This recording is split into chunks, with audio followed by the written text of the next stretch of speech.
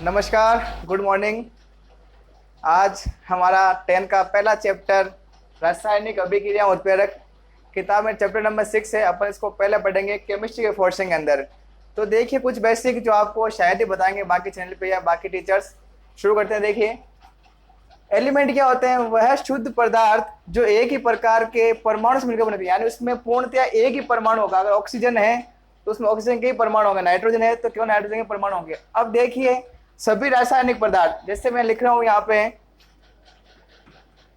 NaCl, sodium chloride,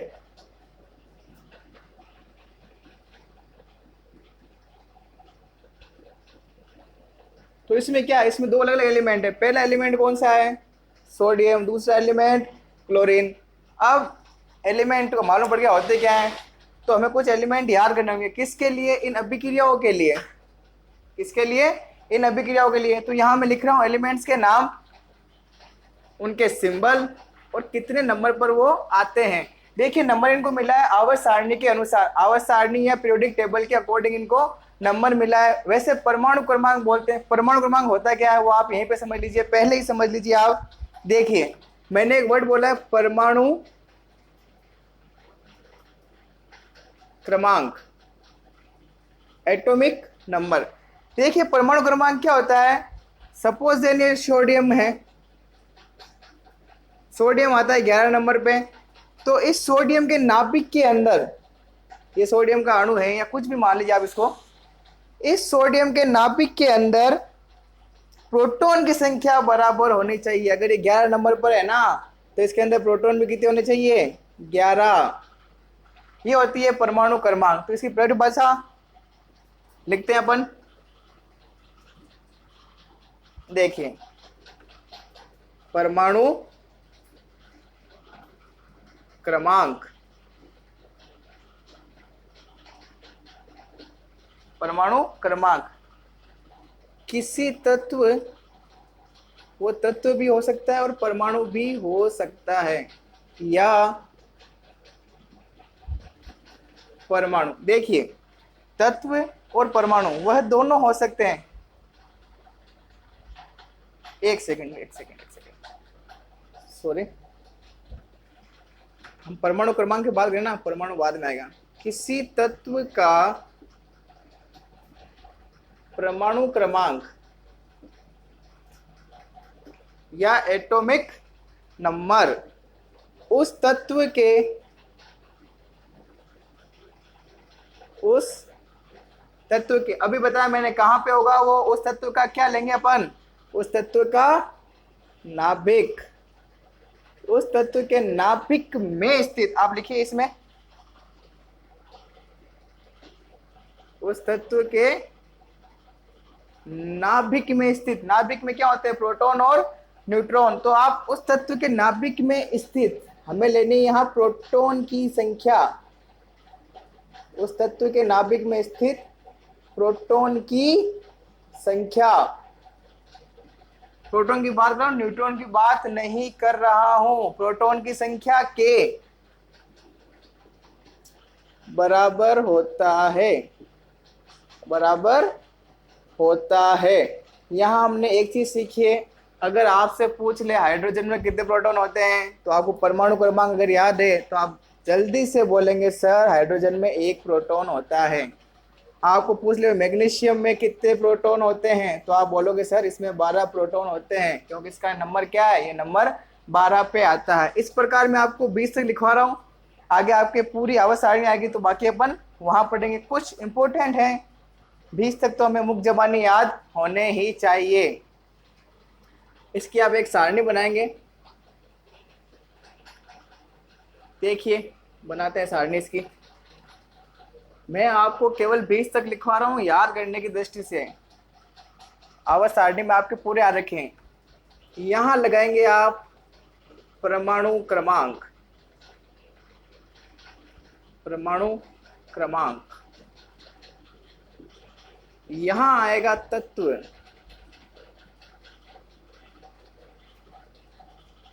यहां आएगा उस तत्व का प्रतीक, उसको शॉर्ट फॉर्म में कैसे लिखते हैं, उसका सिंबल। देखिए परमाणु क्रमांक 1 पे आएगा आपके हाइड्रोजन। 1 पे क्या आएगा? हाइड्रोजन। यह एक गैस है, इसका सिंबल होता है H। ये सिंबल कहाँ से आए? ये सिंबल जनरली हम इनका जो इंग्लिश नाम होता है ना, उसका पहला दूसरा अक्षर लेते हैं। कुछ सिंबल इनकी जो अलग नाम, जैसे सोडियम, उसको 11 नंबर पे आता है Na लिखते हैं। क्यों लिखते हैं वो आगे बताऊंगा आपको मैं। होता है क्या सोडियम का स्पेलिंग? SODIUM। होना तो SO चाहिए, लेकिन ऐसा नहीं है। दूसरा लिखिए आप, हीलियम।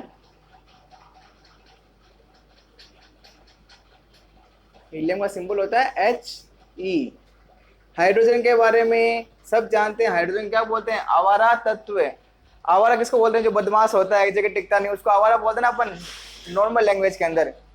हाइड्रोजन को आवारा क्यों बोलते हैं? क्योंकि हाइड्रोजन का आवर्त सारणी में आज तक कोई स्थान निश्चित नहीं हो पाया है। हाँ, हाइड्रोजन का आज तक कोई स्थान निश्चित नहीं हो पाया है, इसलिए क्या बोलते हैं? आवारा तत्व, स्टे एलिमेंट। तीसरा हो गया लिथियम, Li। सिंबल आपको याद रखने हैं, इनको क्रम से ही याद करना है। चौथा लिखिए आप, बेरिलियम। बेरिलियम, इसका होगा Be। देखिए सिंबल आप अपने मन से नहीं बनाएंगे, छोटा बड़ा जैसे लिखा हुआ उसको वैसे ही याद करना है। काफी बच्चों के टेस्ट में देखा मैंने बेरिलियम को, सर आपने Be बताया, अरे Be नहीं होगा, वो जैसे लिखा हुआ उसको वैसे ही याद करना है। इनके साथ अपन को छेड़खानी नहीं करनी है। 5 नंबर पे लिखेंगे आप बोरॉन। 5 पे क्या लिखेंगे आप? Boron, B। देखिए अगर मैं बोरॉन का भी Be लूं तो दो सेम सिंबल आवर्त सारणी में कभी भी नहीं आएंगे, रिपीट नहीं होंगे। 6 नंबर पे आएगा कार्बन, जिसको अपन कोयला बोलते हैं। कार्बन का C। 7 पे आएगा नाइट्रोजन, इसका सिंबल होगा N। अब 8 नंबर लिख रहा हूं ऊपर,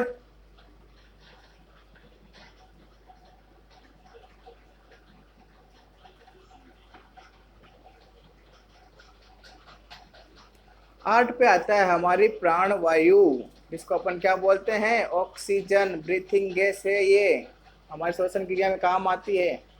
ऑक्सीजन का होगा O। हो गया यहाँ तक? चलिए अगला फ्लोरीन। 9 नंबर पे क्या आएगा? फ्लोरीन का F।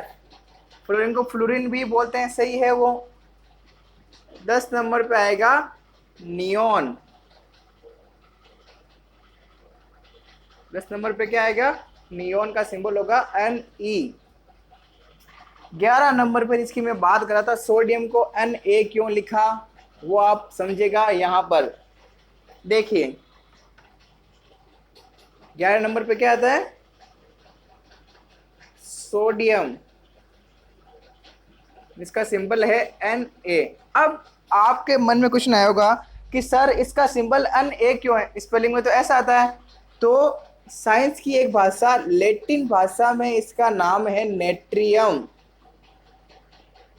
साइंस की भाषा, लैटिन भाषा, लैटिन भाषा में इसका नाम क्या है? इसका नाम है नेट्रियम, इसलिए इसको Na लिखा। अब आपका डाउट दूर हो गया होगा। 12 नंबर पे आप लिखेंगे मैग्नीशियम। Magnesium Mg। इसको याद करने की सबसे आसान ट्रिक, मिलिंद गाबा पंजाबी सिंगर जो आप काफी गाना सुनते हैं उनके, Mg। अगला एलिमेंट आप लिखेंगे एल्यूमिनियम। एल्यूमिनियम तत्व है, इसके बर्तन देखे होंगे आपने घरों में, एल्यूमिनियम की रेलिंगें बनती है। हाँ बिल्कुल बनती है। 14 नंबर पे आएगा सिलिकॉन या सिलिकॉन। सिलिकॉन लिखिए एक बार आप, Si। जो लोग बॉडी बिल्डिंग करते हैं या जो लोग अपने बॉडी शेप चेंज करवाते हैं उसमें सिलिकॉन का यूज करते हैं। जैसे कि मेरे को मेरे मसल्स गेन करवाने हैं तो सर्जरी के थ्रू मैं यहाँ क्या डालूंगा? सिलिकॉन के डलाऊंगा आइकन तो वो क्या हो जाएंगे, मेरी मसल्स गिरने लगेगी आपको। आगे ऊपर लिख रहा हूं फिर से मैं, 15 नंबर,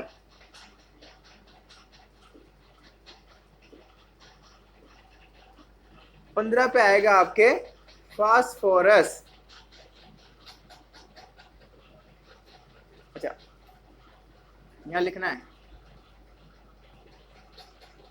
फास्फोरस। अब देखिए फिर से वही डाउट आएगा मन में आपके, सर फास्फोरस का आना चाहिए, इसका पी आएगा। 16 नंबर पे आएगा सल्फर, 16 पे आएगा सल्फर, इसका एस होगा। 17 पे आएगा क्लोरीन, 17 पे आएगा क्लोरीन या Cl। 18, 19, 20, मैंने पहले ही कहा था आपको 20 लिखवा रहा हूँ याद करने के लिए। आगे अपन आवाज सारने पड़ेंगे, उसमें पूरे तत्व याद करने की ट्रिक भी बताऊंगा आपको मैं, कैसे उनको याद करना है। 18, 19, 20, देखिए क्लोरीन का Cl, अब आएगा आर्गन, यार इसको बोलते हैं ऑर्गन, इसका होगा Ar, आर स्मॉल आएगा। फिर आएगा पोटेशियम,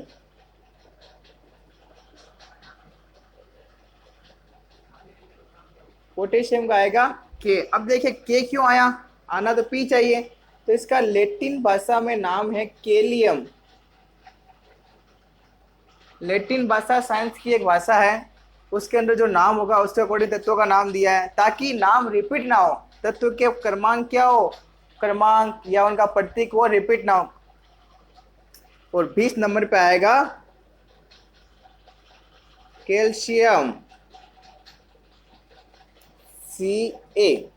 ये थे हमारे 20 तत्व जो हमें याद करने हैं, मुख्य जबानी याद होंगे तो ही हमें अभिक्रिया, तो ये क्या होगा, हमें अभिक्रिया समझने में आसानी होगी। अब मैं बोलूंगा सोडियम ने अभिक्रिया की क्लोरीन के साथ, सोडियम ने अभिक्रिया की क्लोरीन के साथ, बन गया NaCl। तो अपन को अध्ययन की दृष्टि से इनके प्रतीक तो याद करने ही पड़ेंगे। अभिक्रिया उसमें ऐसे लिखूं मैं सोडियम तो काफी बड़ी हो जाएगी ये, फिर लिखूं मैं क्लोरीन, तो वैज्ञानिकों ने भी इनको इस प्रकार लिखा है, तो अपन को तो याद करना ही होगा। अब देखिए अगला, ये तत्व और प्रतीक हमें याद करने हैं, 2-3 बार आप इनको बोलोगे तो अपने आप याद हो जाएंगे ये। अब अगला टॉपिक क्या है हमारा, टॉपिक पे आते हैं अभिक्रिया वाले टॉपिक पे। तो इसमें हमें कुछ परिवर्तन मालूम होने चाहिए। पहला परिवर्तन है भौतिक परिवर्तन, पिछली क्लास में बता चुका हूं वैसे तो, लेकिन हमारे डायरेक्टर मैडम, हाँ डायरेक्टर मैडम ने कहा सर वापस एक बार हिंदी मीडियम के बच्चों के लिए बताइए, तो मैं आपको बता दूं, मैं दोनों मीडियम में पढ़ाऊंगा आपको साथ साथ। देखिए भौतिक परिवर्तन नाम से मालूम पड़ रहा है क्या होगा इसके अंदर, इसमें आप लिखिएगा कोई भी पदार्थ है, पदार्थ के भौतिक गुण, पदार्थ के भौतिक गुण। अब भौतिक गुण होते क्या है, तो भौतिक गुण उसका रंग होगा, उसका आकार होगा, मतलब जो फिजिकल आइडेंटिटी आप देखते हो उसका, या उसकी गंध होगी। भौतिक गुण में कोई क्या होगा, उसमें बदलाव हो। पदार्थ के भौतिक गुण, भौतिक गुण इसको बोलते हैं फिजिकल कैरेक्टर्स, उसमें कोई चेंज हो, लाइक उसका कलर है, उसकी शेप है, उसकी स्मेल है, उनमें कोई बदलाव होगा ना, तो होगा फिजिकल चेंज, या उसको अपन बोलेंगे भौतिक परिवर्तन। लेकिन इसके अंदर एक बात नोट लगा के आप लिख लीजिए, रासायनिक गुण, रासायनिक गुणों में कोई परिवर्तन नहीं होता, रासायनिक गुणों में कोई परिवर्तन नहीं होता है, उसकी जो केमिकल प्रॉपर्टी है वो वैसी की वैसी ही रहेगी। ध्यान से सुनिएगा मेरी बात, भौतिक परिवर्तन में केवल और केवल उस पदार्थ का भौतिक गुण, उसका रंग है, उसका आकार है, उसकी गंध है, उनमें बदलाव होगा। और भी कोई भौतिक गुण है, उसकी अवस्था ले लीजिए आप, उसकी स्टेट ले लीजिए आप, ठोस है, द्रव है, गैस है, अवस्था आपस में बदलेगा, लेकिन उसका रासायनिक गुण नहीं बदलेगा भौतिक परिवर्तन के अंदर। एग्जाम्पल समझाता हूं आपको, देखिए जल का सूत्र है ये जल है द्रव अवस्था में। अगर इसको मैं जमाऊं तो ये क्या बनेगा, बर्फ बनेगा। ये हो गई इसकी ठोस अवस्था, ठीक है। जमाना ठंडा करना एक ही बात है। अगर इसको मैं गरम करूं, पानी को गरम करता हूं मैं पतीले में लेके, तो क्या होगा, उसकी वाष्प बनेगी, वो क्या हो जाएगी, वो हो जाएगी आपके गैस अवस्था। तो देखिए अगर मैं पानी को गर्म करता हूँ, उसको छोड़ दूँ वापस, तो वापस पानी बन जाएगा। भाप बनने के बाद उसको जमाता हूँ फ्रिज के अंदर, तो ठंडा होने के बाद बर्फ बन जाएगा, लेकिन रहा तो पानी का पानी, वो उसकी अवस्थाएं बदल रही है, द्रव से ठोस में आया, द्रव से गैस में गया, ये उसकी अवस्थाएं बदल रही है। तो इससे एक बात समझी होगी आपने, यह जो परिवर्तन है वो अस्थायी है, यानी वो स्थायी नहीं है, अस्थायी परिवर्तन है यह अस्थायी परिवर्तन है। दूसरा, इसमें हम पुनः प्रारंभिक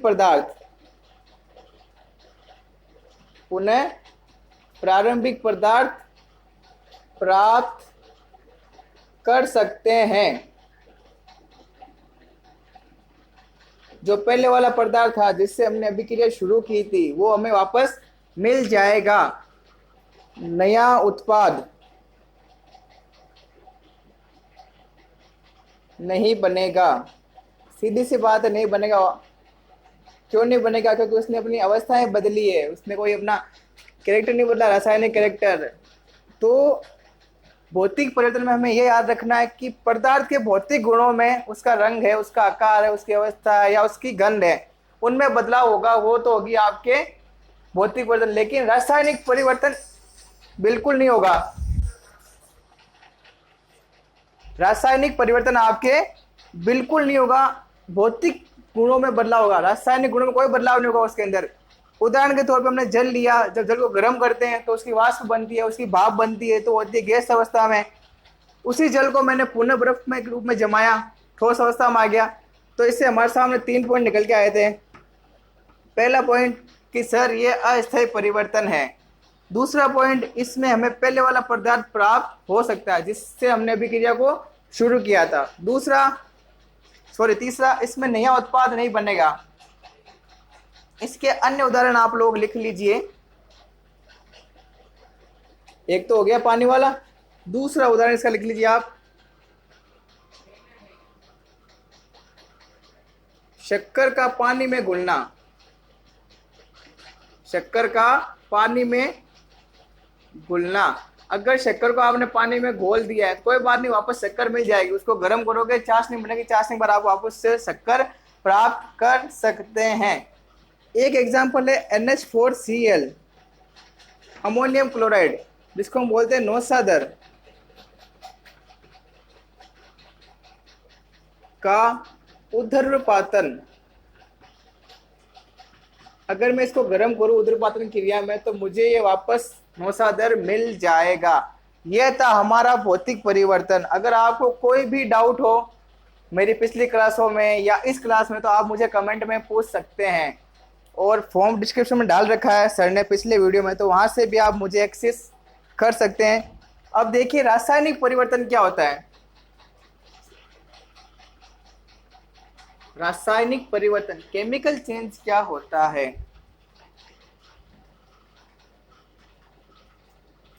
रासायनिक परिवर्तन, केमिकल चेंज।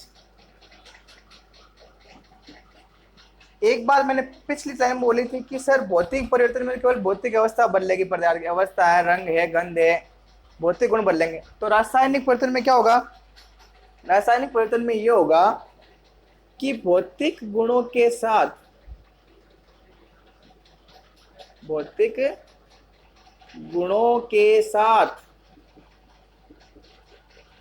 रासायनिक गुण भी बदलेंगे।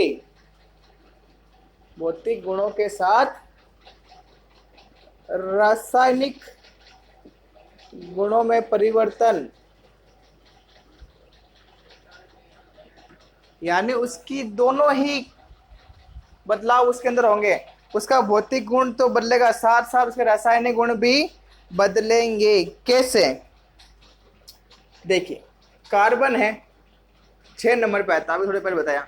ऑक्सीजन है 8 नंबर पे आता है। जब ये दोनों आपस में क्रिया करेंगे, कार्बन का मेरा मतलब है कोयला, ऑक्सीजन का मतलब मैं इसका दहन कर रहा हूँ, यानी जब मैं कोयले को जलाता हूँ तो क्या बनेगा सर? कार्बन डाइऑक्साइड गैस बाहर निकलेगी। इसका नाम क्या हो गया? Carbon dioxide. पिछली क्लास में मैंने बताया जिसके पीछे ओ आए उसको आपको ऑक्साइड से याद कर सकते हो। तो इसमें हुआ क्या सर? कोयला जल गया, वापस कोयला मुझे नहीं मिलेगा। तो देखिए, भौतिक गुण तो बदला उसका, साथ साथ रासायनिक गुण भी उसका बदल गया और एक नया उत्पाद हमें यहाँ मिल गया। तो यहाँ आप लिखेंगे यह स्थायी परिवर्तन है। स्थायी हो गया ना, एक बार जो चीज बन गई वो वापस आपको नहीं मिलेगी। प्रारंभिक पदार्थ, प्रारंभिक पदार्थ पुनः प्राप्त नहीं होगा, नहीं होगा प्रारंभिक पदार्थ हमें प्राप्त। क्यों? कोयला था, जला दिया, उसकी राख बन गई, तो वापस राख से कोयला बनना तो पॉसिबल नहीं है। तीसरा पॉइंट, नया उत्पाद, उत्पाद का मेरा मतलब प्रोडक्ट से, क्रियाफल से नया उत्पाद बनेगा। रासायनिक परिवर्तन होगा, उसके अंदर हमेशा नया उत्पाद बनेगा। इसके अन्य उदाहरण आप सबको मालूम है, जैसे दूध से दही बन गया, दूध से दही बन गया, तो क्या दही से वापस दूध बनेगा? क्या नहीं बनेगा। दूध का दही में जमना, देखिए जब दूध को आप लोग जमाते हैं तो उसके बाद दही से दूध बना, ऐसा कभी सुना है क्या आपने? सर क्या मजाक कर रहे हो, दही से दूध कैसे बनता है? तो वही तो मैं समझा रहा हूँ आपको, रासायनिक परिवर्तन जब होगा उसमें जो पहला पदार्थ आप लेते हैं वो पुनः प्राप्त आपको नहीं होगा। जरूरी नहीं है, कुछ कुछ केस में प्राप्त होगा, बाकी 99% ये आपको प्राप्त नहीं होगा। दूसरा उदाहरण देखिए आप, कोई सब्जी है, बनी हुई सब्जी, जैसे अपन सब्जी बना ली, बाजार से लेके आए, बनी सब्जी का खराब होना। कोई सब्जी थी आपने बना ली, उसको रख दिया, खाना भूल गए, वो खराब हो गई, तो वापस जो खराब हुई सब्जी वो पहले जैसी सब्जी आपको नहीं मिलेगी। अन्य उदाहरण देखिए आप, लोहे पर जंग लगना, लोहे पर जंग लगना, अगर लोहे पर जंग लग गया तो लोहा किसी काम का नहीं, वापस अपनी प्रारंभिक अवस्था में लोहा नहीं आएगा। इसलिए कहते हैं लोहा और दिमाग, इन पे जंग लग गई तो वो किसी काम के नहीं रहते हैं। ये था हमारा रासायनिक परिवर्तन। एक बार क्विक रिवाइज कीजिए इसको। रासायनिक परिवर्तन में सर आपने बताया कि सर रासायनिक परिवर्तन में भौतिक गुणों के साथ साथ उस प्रकार के रासायनिक गुणों में भी बदलाव आएगा। ये था हमारा रासायनिक परिवर्तन। उदाहरण आपने बताया सर कि जब हम कोयला का दहन करते हैं ऑक्सीजन की उपस्थिति में तो उससे कार्बन डाइऑक्साइड गैस बनती है, वापस हमें कोयला नहीं मिलता है। फिर आपने बताया कि यह स्थायी परिवर्तन है, पहले वाला पदार्थ हमें पुनः प्राप्त नहीं होगा और नया उत्पाद इसके अंदर बनेगा। फिर मैंने आपको बताया दूध का दही में जमना, अगर दूध का दही बन गया, दही से छाछ बन गई, तो वापस ना आपको छाछ से दही मिलेगा और ना ही दही से आपको दूध मिलेगा। फिर सर आपने बताया कोई भी सब्जी है, जैसे हम घर में सब्जी बनाती है मम्मी वगैरह, तो जो सब्जी बन गई अगर वो बनने के बाद खराब हो गई तो खराब हुई सब्जी वापस आपको पहली वाली अवस्था में नहीं मिलेगी, कभी भी नहीं मिलेगी। और इसका अन्य एग्जाम्पल सर आपने बताया लोहे पर जंग लगना, लोहे पर जंग लग गया तो लोहा वापस उस अवस्था में नहीं आएगा।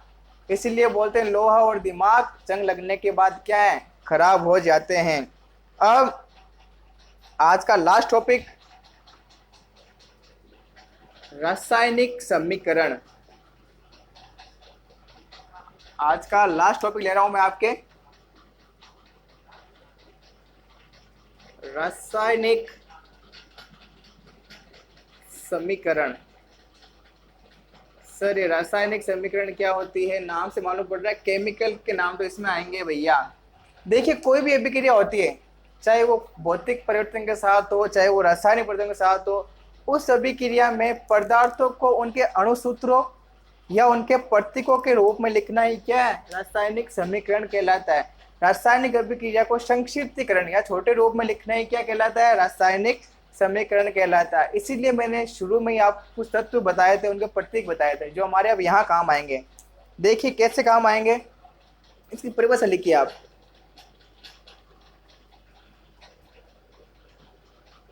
देखिए अभिक्रिया, कोई भी अभिक्रिया होती है, अभिक्रिया को बोलते हैं रिएक्शन।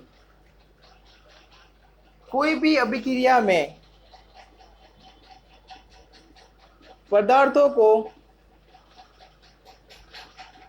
को अणुसूत्र या तो उस पदार्थ का अणुसूत्र होगा, अणुसूत्रों या प्रतीकों, जैसे प्रतीक मैंने आपको बताए थे, हाइड्रोजन का H होता है, क्लोरीन का Cl होता है। प्रतीकों के रूप में लिखना, प्रतीकों के रूप में लिखना, वो होगा आपका रासायनिक समीकरण। या लिख लीजिए आप, रासायनिक अभिक्रिया का संक्षिप्त रूप, रासायनिक अभिक्रिया का संक्षिप्त रूप, इसको आप बोल सकते हैं। कैसे?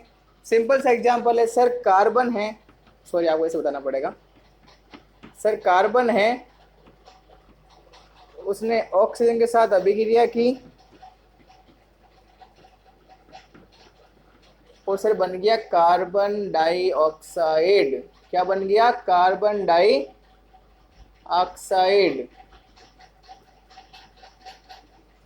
ये तो छोटी अभिक्रिया, इसको अपन लिख लिया। अगर 2 या 3 अभिकारक आ जाए तो उत्पाद भी 2-3 बनेंगे। ऐसे तो अभिक्रिया काफी बड़ी जाएगी, तो लिखने में हमें काफी दिक्कत आएगी। तो इसलिए साइंटिस्ट ने क्या किया, इनके प्रतीक लिए और इनको कुछ इस प्रकार लिखा।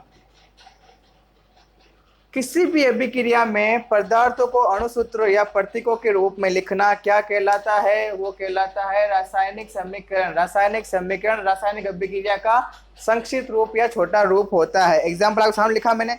अब आप एक चीज देखिए, यह जो 2 तत्व आपके सामने है, 2 एलिमेंट है, जो रासायनिक अभिक्रिया को शुरू कर रहे हैं, वो कहलाएंगे आपके क्रियाकारक, क्रियाकारक या अभिकारक। और जो अभिकारकों के फलस्वरूप हमें प्राप्त हो रहा है अभिक्रिया के, वो होगा आपका उत्पाद, उत्पाद या क्रियाफल। ध्यान से सुनिएगा मेरी बात। वह पदार्थ या तत्व जो अभिक्रिया को शुरू करते हैं, अभिक्रियाकारक कहलाते हैं। वापस रिपीट करेंगे एक बार। वह तत्व जो अभिक्रिया को प्रारंभ करते हैं, उन्हें क्रियाकारक या अभिकारक कहते हैं। और फलस्वरूप बनने वाला या हमें जो अभिक्रिया के फलस्वरूप मिलता है, उसे हम उत्पाद या क्रियाफल कहते हैं। क्रियाकारक हमेशा बाईं हाथ की तरफ लिखे जाएंगे, बाईं तरफ, जिसको हम बोलते हैं लेफ्ट साइड। और उत्पाद जो बनेगा वो लिखेंगे अपन दाईं तरफ या राइट साइड।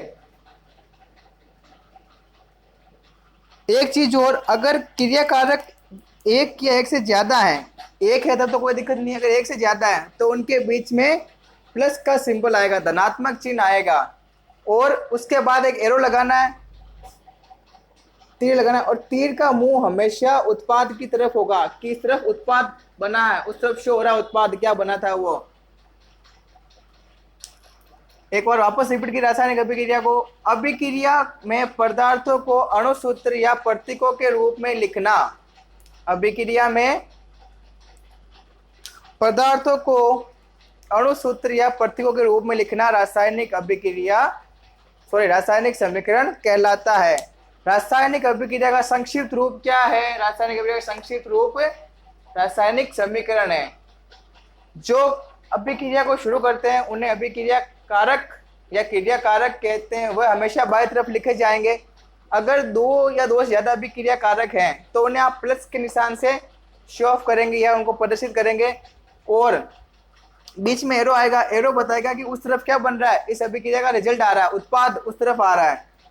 इसको बोलेंगे हम उत्पाद। उत्पाद अगर एरो से ज्यादा हो, मान लीजिए उत्पाद ज्यादा बन गए, उनके बीच में भी आप प्लस लगा के उनको बता सकते हैं। तो ये थी हमारी आज की क्लास। कल हम पढ़ेंगे रासायनिक अभिक्रिया कितने प्रकार की होती है, कैसी कैसी होती है वो, और हमारी उसकी अगली क्लास होगी उत्प्रेरक के बारे में। क्लास लंबी चलेगी आपकी, लेकिन कोई टॉपिक या कोई पॉइंट छूटेगा नहीं, इसकी मैं आपको 100% गारंटी देता हूँ। और एक बार यहाँ से पढ़ने के बाद आपको इस चैप्टर में कोई दिक्कत नहीं आएगी। और अभी थोड़ी देर पहले कंपटीशन क्लास के लिए जो विद्यार्थी पटवारी, एसएससी, ग्राम सेवक, बीएसटीसी, पीटी इनकी तैयारी कर रहे हैं, उनके लिए रासायनिक अभिक्रिया का चैप्टर बहुत जल्द बनाऊंगा मैं। उनके भी केमिस्ट्री का पोर्शन है। अभी थोड़ी देर पूर्व अमन सर ने बताया कि जो बायोलॉजी क्लास है पटवारी, एसएससी, बैंक, स्टेनो, हाईकोर्ट, उनके लिए उनका रक्त परिवहन तंत्र, सर्कुलेटरी सिस्टम, उसका दूसरा भाग अपलोड हो चुका है दोनों चैनल पे, हमारे त्रिशा क्लास और मोबाइल स्टडी पे। तो आप जाइए उसको देखिए, और आपको कोई भी डाउट हो तो आप कमेंट करके हमें पूछ सकते हैं। आपके लिए मैथ्स की क्लास बहुत जल्द शुरू होने वाली है, कंपटीशन लेवल वाली। 10 क्लास चल रही है, अमन सर पढ़ा रहे हैं आपको। कंपटीशन के लिए बहुत ही जल्द आपके सामने 2 सर आएंगे पढ़ाने के लिए। तो चैनल को सब्सक्राइब कीजिए, लाइक कीजिए, शेयर कीजिए। आपका कोई भी डाउट हो, चाहे वो साइंस का हो, चाहे वो हिंदी का हो, चाहे वो इंग्लिश का हो, और कंपटीशन लेवल में किसी भी विषय का डाउट हो, जीके, रीजनिंग, मैथ्स, तो आप बेझिझक कमेंट में पूछ सकते हैं, आपको उसका समाधान किया जाएगा। और रक्त परिवहन तंत्र की दूसरी क्लास अपलोड हो चुकी है, साइट पे जाइए और देखिए। तब तक के लिए धन्यवाद। जय हिंद, वंदे मातरम। और बहुत जल्द आपसे इस क्लास में वापस मिलने वाला हूँ। कोई भी डाउट हो आप बेझिझक मेरे से पूछिए कमेंट सेक्शन के अंदर। Thank you.